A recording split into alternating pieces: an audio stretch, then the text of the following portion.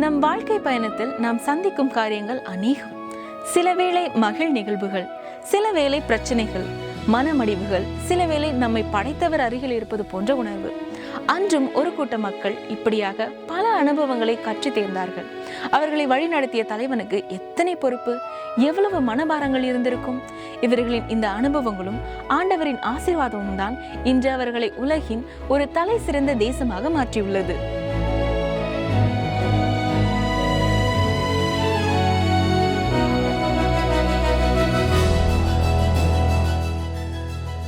நேற்றும் இன்றும் என்றும் மாறாத ஆண்டவராய் இயேசு கிறிஸ்துவின் வல்லமை உள்ள நாமத்தினாலே உங்களை அன்போடு வாழ்த்தி வரவேற்கிறோம்.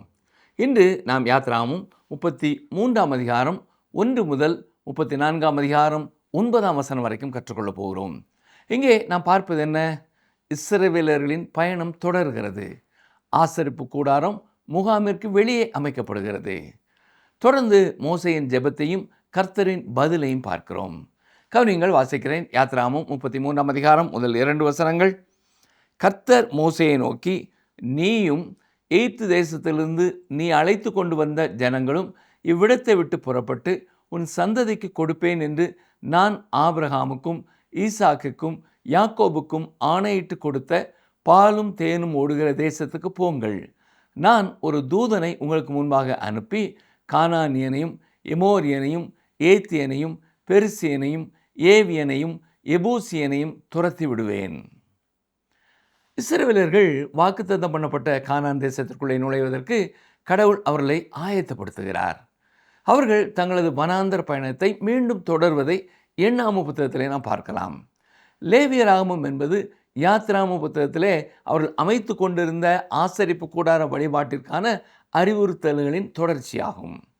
யாத்ராகமம் 33ஆம் அதிகாரம் 3, 4 வசனங்களை பாருங்கள்.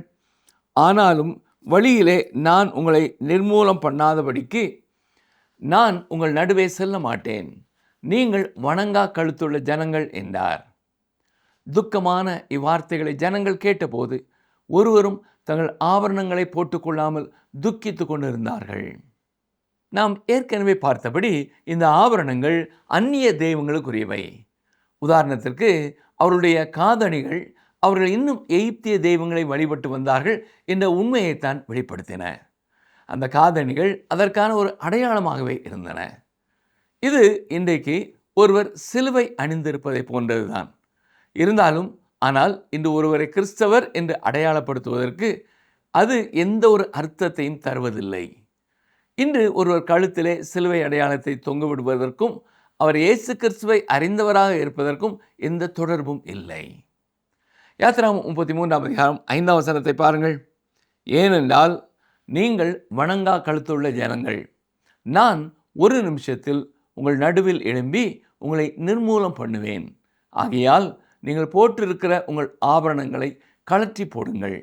அப்பொழுது நான் உங்களுக்கு செய்ய வேண்டியதை அறிவேன் என்று இஸ்ரவேல் புத்திரருக்கு சொல் என்று கர்த்தர் மோசேயோடே சொல்லியிருந்தார். இஸ்ரவேலர்களை கடவுள் வணங்காத கழுத்தோட ஜனங்கள் என்று அழைப்பது இது 3வது முறையாகும். தாங்கள் மற்றவர்களை விட உயர்ந்தவர்கள் என்பதால் கடவுள் தங்களை மீட்க வரவில்லை என்பதை அவர் அவர்களுக்கு தெளிவுபடுத்துகிறார். தாங்கள் அந்நிய தெய்வங்களையும் விக்கிரகங்களையும் வழிபடுபவர்கள் என்பதை காட்டும் அடையாளங்களை அகற்றிவிட்டு தேவனுக்காக ஒரு உறுதியான நிலைப்பாட்டை எடுக்குமாறு கடவுள் அவரிடத்தில் கேட்கிறார்.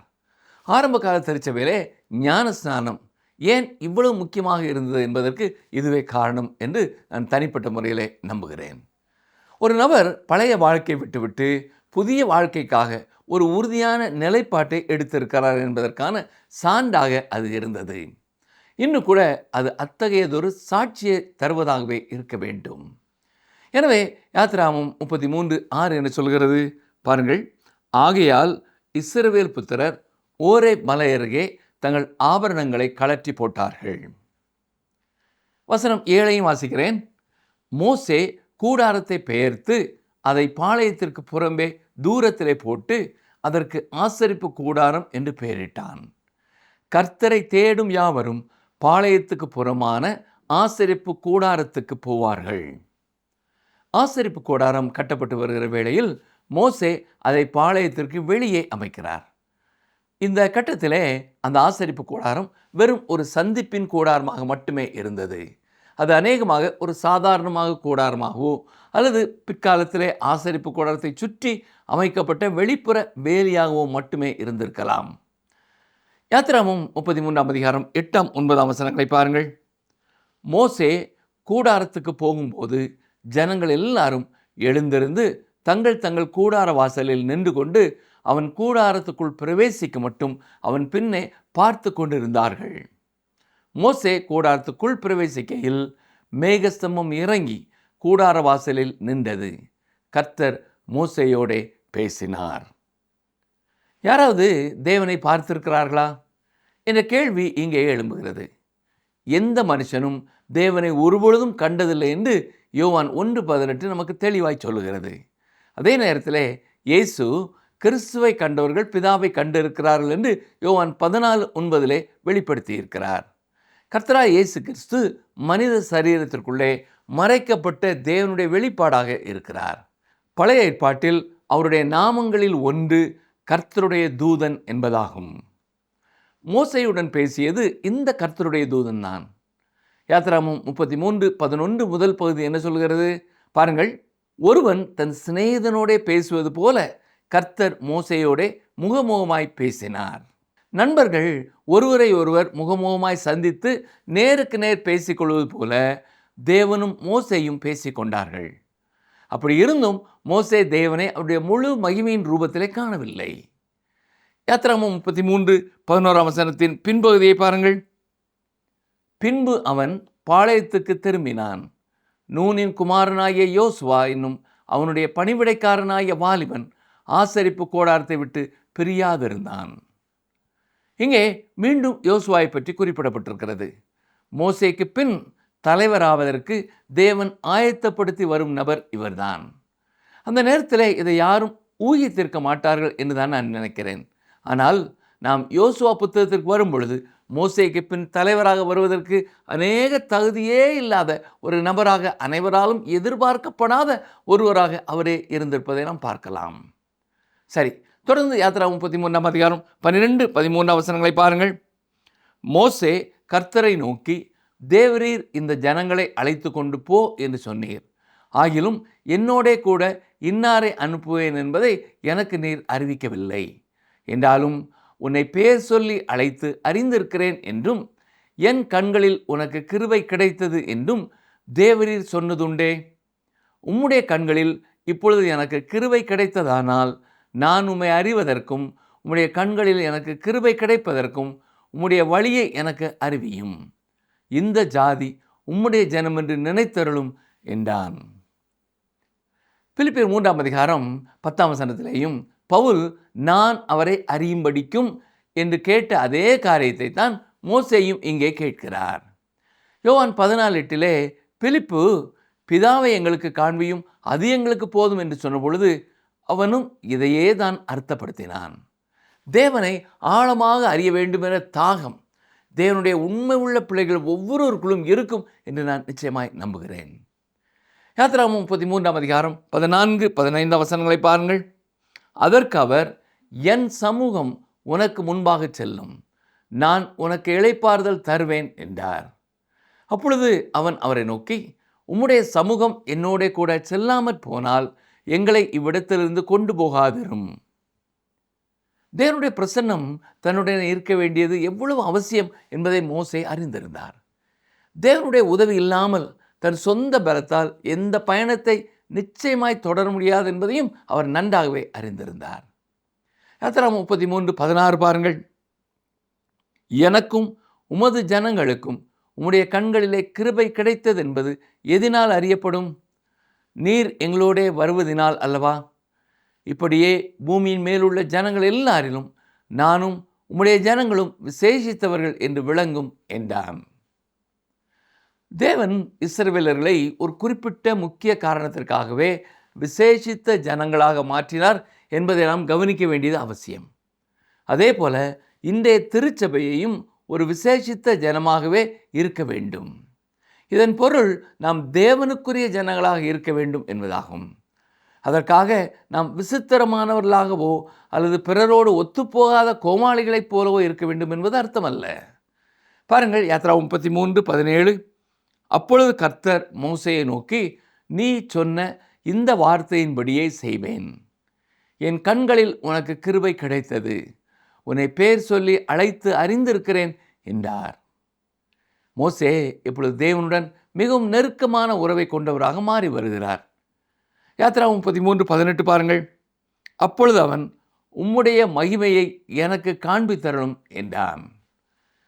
மோசேயினால் உண்மையிலே தேவனை நேருக்கு நேர் அவருடைய முழு மகிமையோடும் ரூபத்தோடும் பார்க்க முடியவில்லை. பாருங்கள், யாத்ராகமம் 33:19. அதற்கு அவர், என்னுடைய தயையை எல்லாம் நான் உனக்கு முன்பாக கடந்து போக பண்ணி கர்த்தருடைய நாமத்தை உனக்கு முன்பாக கூறுவேன்.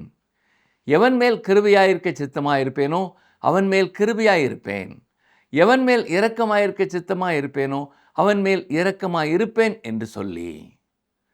அப்போஸ்தலனாகிய பவுல் ரோமர் 9:15 இந்த வசனத்தை பயன்படுத்தி பேசும்பொழுது இவ்வாறு கூறியிருக்கிறார். கவனியுங்கள், அவர் மோசேயை நோக்கி, எவன் மேல் இரக்கமாயிருக்க சித்தமாயிருப்பேனோ அவன் மேல் இரக்கமாயிருப்பேன். எவன் மேல் உருக்கமாயிருக்க சித்தமாயிருப்பேனோ அவன் மேல் உருக்கமாயிருப்பேன் என்றார். தொடர்ந்து யாத்ராகமம் 33:20 வாசிக்கிறேன். நீ என் முகத்தை காண மாட்டாய், ஒரு மனுஷனும் என்னை கண்டு உயிரோடு இருக்கக்கூடாது என்றார். இப்பொழுதும் பிரியமானவர்களே, நீங்கள் தேவனை நேருக்கு நேர் காணப்போவதில்லை என்பதுதான் உண்மை. சரி, யாத்ராகமம் 33:21 முதல் 23 வரை வாசிக்கிறேன். பின்னும் கர்த்தர், இதோ என் அண்டையில் ஒரு இடம் உண்டு, நீ அங்கே கன்மலையில் நில்லு. என் மகிமை கடந்து போகும்போது நான் உன்னை அந்த கன்மலையின் வெடிப்பிலே வைத்து நான் கடந்து போகும் மட்டும் என் கரத்தினால் உன்னை மூடுவேன். பின்பு என் கரத்தை எடுப்பேன், அப்பொழுது என் பின்பக்கத்தை காண்பாய், என் முகமோ காணப்படாது என்றார். இந்த பகுதி தேவனுடைய பிரதிபலிப்பாக விளங்கும் அவருடைய மகிமையை பற்றி பேசுகிறது. கர்த்தராகிய இயேசு தாம் 2ஆம் முறை வரும்பொழுது வானத்திலே மனுஷகுமாரனுடைய அடையாளம் தோன்றும் என்றுதான் கூறினார். மத்தேயு 24:30 இவ்வாறு குறிப்பிடுகிறது. அப்பொழுது மனுஷகுமாரனுடைய அடையாளம் வானத்தில் காணப்படும். அப்பொழுது மனுஷகுமாரன் வல்லமையோடும் மிகுந்த மகிமையோடும் வானத்தின் மேகங்கள் மேல் வருகிறதை பூமியில் உள்ள சகல கோத்திரத்தாரும் கண்டு புலம்புவார்கள். அந்த அடையாளம் யாத்ராகமம் 33:21 முதல் 23 சொல்லப்பட்டுள்ள ஷக்கினா மகிமை, அதாவது தேவ பிரசன்னத்தின் மகிமை என்று நான் நினைக்கிறேன். கிறிஸ்து மனித சரீரத்தை எடுத்தபோது இந்த மகிமை அங்கே வெளிப்படையாக இருக்கவில்லை. அவர் தம்மை தாழ்த்தி தம்முடைய மகிமையை மறைத்து கொண்டார். ஆனாலும் அவர் தேவனாகவே இருந்தார். அதனால்தான் என்னை கண்டவன் பிதாவை கண்டான் என்று அவரால் கூற முடிந்தது. நாம் தேவனை அவருடைய ஆவிக்குரிய முழு ரூபத்தில் காணப்போவதில்லை. நாம் கர்த்தராகிய இயேசு கிறிஸ்துவையே காண்போம். அவர் மனித உருவிலேயே இருப்பார். ஏனெனில் அதுதான் அவர் இந்த பூமியிலே எடுத்த உருவமாகும். இன்று அவர் மகிமையடைந்த சரீரத்தோடு இருக்கிறார். ஒரு நாள் நாமும் அவரை போலவே மாறுவோம் என்று 1 யோவான் 3:2 நமக்கு சொல்கிறது. கவனியங்கள் வாசிக்கிறேன். பிரியமானவர்களே, இப்பொழுது தேவனுடைய பிள்ளைகளாய் இருக்கிறோம். இனி எப்படி இருப்போம் என்று இன்னும் வெளிப்படவில்லை. ஆகிலும் அவர் வெளிப்படும்போது அவர் இருக்கிற வண்ணமாகவே நாம் அவரை தரிசிப்பதனால் அவருக்கு ஒப்பாய் இருப்போம் என்று அறிந்திருக்கிறோம். இதுவே விசுவாசத்தினால் வாழுகிற விசுவாசிகளின் எதிர்பார்ப்பும் நம்பிக்கையுமாக இருக்கிறது. மோசே இந்த விசுவாச வழியில் தான் நடக்கவிருந்தார். தேவனுடைய பிரசன்னம் தன்னுடனே வராவிட்டால் தோல்விதான் மிஞ்சும் என்பதை அவர் அறிந்திருந்தார். அன்றாட வாழ்க்கையின் பிரச்சனைகளை எதிர்கொள்ள இன்று நமக்கும் தேவனுடைய பிரசன்னம் அவசியமானதாய் இருக்கிறது. சரி, தொடர்ந்து 34ஆம் அதிகாரத்திலிருந்தும் சில வசனங்களை பார்ப்போம். இந்த அதிகாரத்திலே கற்பலகைகள் புதுப்பிக்கப்படுகின்றன. மோசேயின் பொறுப்பு புதுப்பிக்கப்படுகிறது. மோசேயின் முகம் பிரகாசிக்கிறது. பாருங்கள், யாத்ராகமம் 34ஆம் அதிகாரம் முதல் 4 வசனங்கள். கர்த்தர் மோசேயை நோக்கி, முந்தின கற்பலகைகளுக்கு ஒத்த 2 கற்பலகைகளை இழைத்துக்கொள். நீ உடைத்து போட்ட முந்தின பலகைகளில் இருந்த வார்த்தைகளை அவைகளில் எழுதுவேன். விடியற்காலத்தில் நீ ஆயத்தமாகி சீனாய் மலையில் ஏறி அங்கே மலையின் உச்சியில் காலமே என் சமூகத்தில் வந்து நில். உன்னோடே ஒருவனும் அங்கே வரக்கூடாது. மலையில் எங்கும் ஒருவன் காணப்படவும் கூடாது. இந்த மலையின் சமீபத்தில் ஆடு மாடு மேயவும் கூடாது என்றார். அப்பொழுது மோசே முந்தின கற்பலகைகளுக்கு ஒத்த 2 கற்பலகைகளை இழைத்து அதிகாலமே எழுந்திருந்து கர்த்தர் தனக்கு கட்டளையிட்டபடியே அவ்விரண்டு கற்பலகைகளையும் தன் கையிலே எடுத்துக்கொண்டு சீனாய் மலையில் ஏறினான். இவை நியாயப்பிரமாணத்தின் 2வது கற்பலகைகள் ஆகும். மோசே சீனாய் மலையிலிருந்து கீழே இறங்கி வந்தபொழுது இஸ்ரவேல் புத்திரர் ஒரு பொற்கன்றை உண்டாக்கி அதை வணங்கி கொண்டிருந்ததை கண்டார். அப்பொழுது தேவனே எழுதி கொடுத்த முதல் கற்பலகைகள் அவரால் உடை தெரியப்பட்டன. இப்பொழுது அவர் எழுதப்படாத வெற்று கற்பலகைகளுடன் மீண்டும் மலைக்கு திரும்பி வருகிறார். பாருங்கள், யாத்ரா 34ஆம் அதிகாரம் 5ஆம் வசனம். கர்த்தர் ஒரு மேகத்தில் இறங்கி அங்கே அவன் அருகே நின்று கர்த்தருடைய நாமத்தை கூறினார். இப்பொழுது கர்த்தர் தம்முடைய நாமத்தை அறிவிக்கிறார். இது மோசேயின் வாழ்விலும் இஸ்ரவேல் புத்திரரின் வாழ்விலும் ஏற்பட்ட ஒரு மிகப்பெரிய முன்னேற்றமாகும். ஒரு பெயருக்கு என்று ஒரு தனி அர்த்தம் உண்டு. சீசர் என்ற பெயரை கேட்கும் பொழுது உங்களுக்கு என்ன தோன்றுகிறது? ஆபிரகாம் லிங்கன் என்ற பெயரை கேட்கும் பொழுது உங்கள் நினைவுக்கு என்ன வருகிறது? உங்கள் மனதிலே ஒரு குறிப்பிட்ட பிம்பம் உடனே தோன்றுகிறது இல்லையா? தேவன் இப்பொழுது தம்முடைய நாமத்தை பிரகடனப்படுத்துகிறார். மேலும் இஸ்ரவேலர்கள் எகிப்து தேசத்தை விட்டு புறப்பட்டது முதல் தம்மோடு பெற்ற அனுபவங்களை நினைவு கூற வேண்டும் என்று அவர் விரும்புகிறார். பாருங்கள், யாத்ரா 34ஆம் அதிகாரம் 6 மற்றும் 7ஆம் வசனத்தின் முன்பகுதி.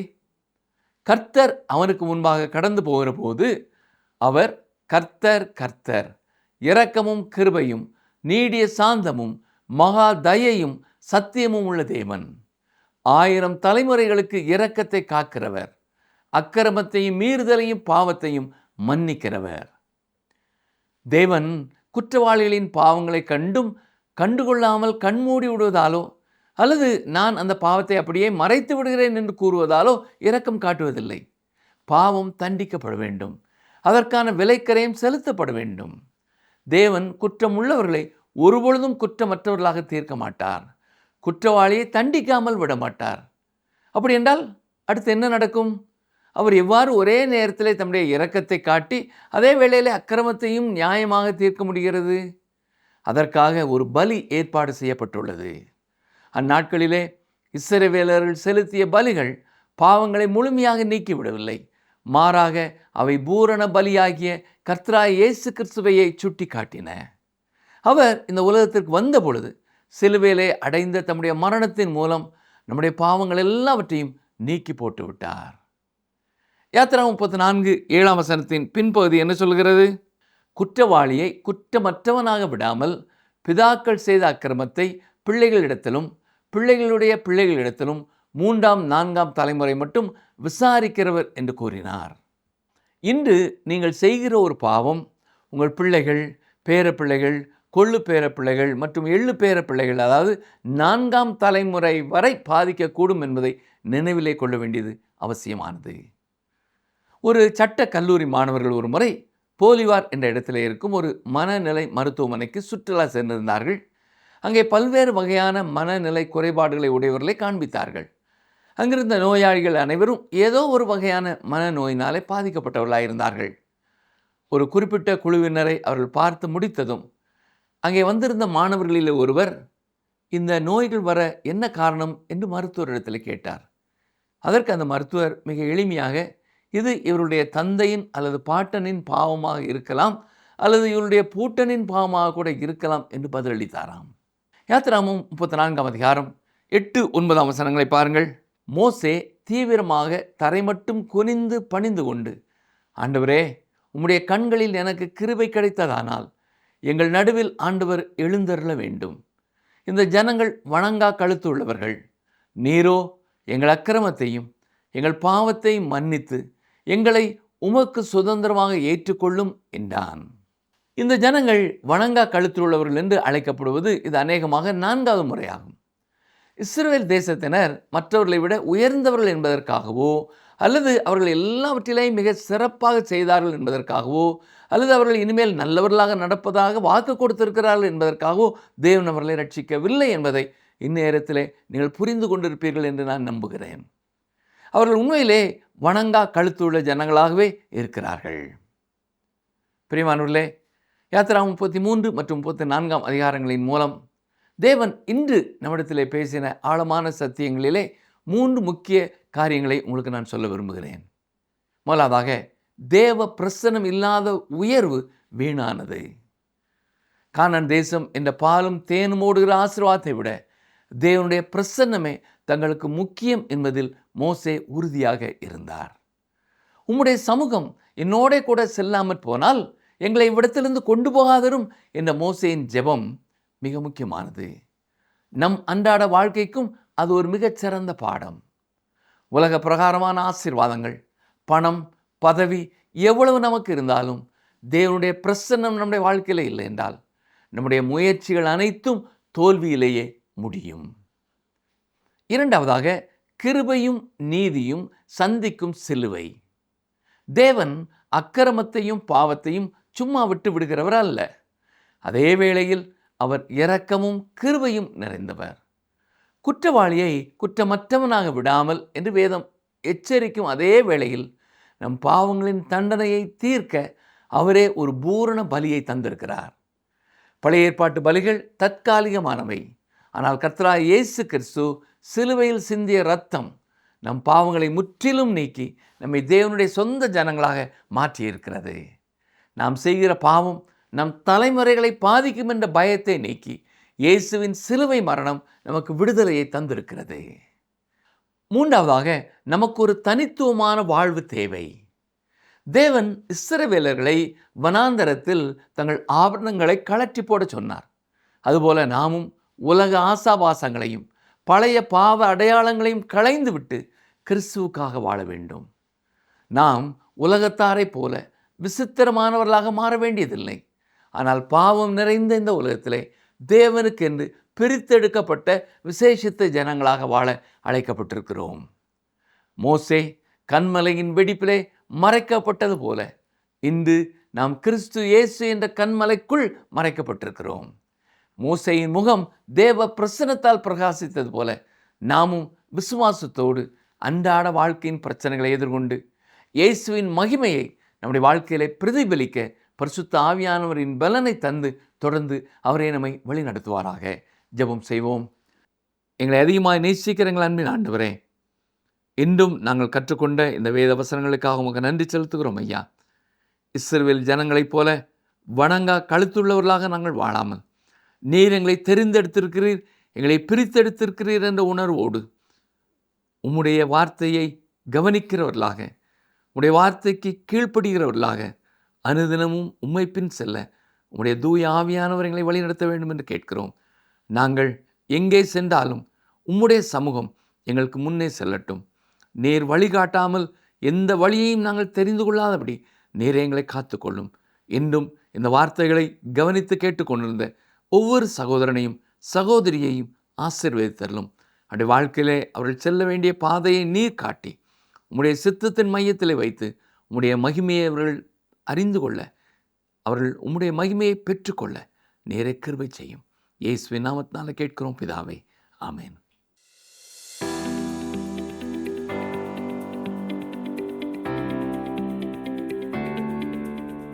அவர் வெளிப்படும்போது அவர் இருக்கிற வண்ணமாகவே நாம் அவரை தரிசிப்பதினால் எப்படி இருப்போம்? அவர் வெளிப்படும்போது அவர் இருக்கிற வண்ணமாகவே நாம் அவரை தரிசிப்பதினால் எப்படி இருப்போம்? ஆப்ஷன் ஏ, ஆண்டவரைப் போல. ஆப்ஷன் பி, தேவ சாயலாக. ஆப்ஷன் சி, அவருக்கு ஒப்பாயிருப்போம்.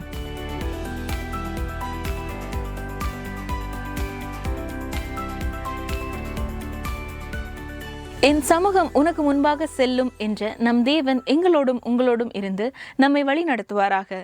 நாமும் கூட தேவனுடைய நாமத்தை மகிமைப்படுத்தும்படியாக தெரிந்து கொள்ளப்பட்ட இவ்வுலகில் இருந்து பிரித்து எடுக்கப்பட்ட ஆசாரிய கூட்டம். நம்முடைய வாழ்வு அதை வெளிப்படுத்துகிறதா நேரே? தேவனுக்கும் நமக்கும் இடையில் வரும் காதணிகள் நம் வாழ்வில் உண்டா? மோசேக்கு யாரும் காணக்கூடாத தன்னின் மகத்துவத்தின் ஒரு சிறு பகுதியை தேவன் காண்பித்தார். தேவன் அவன் மேல் அத்தனை பிரியம் கொண்டிருந்தார். நம்முடைய வாழ்க்கை தேவனுக்கு பிரியமானதா? இந்த நிகழ்ச்சி உங்களுக்கு பிடிச்சிருக்கா? அப்ப இப்பவே மிஸ்டர் கால் கொடுங்க. பரிசு வெல்றது நீங்களாவும் இருக்கலாம்.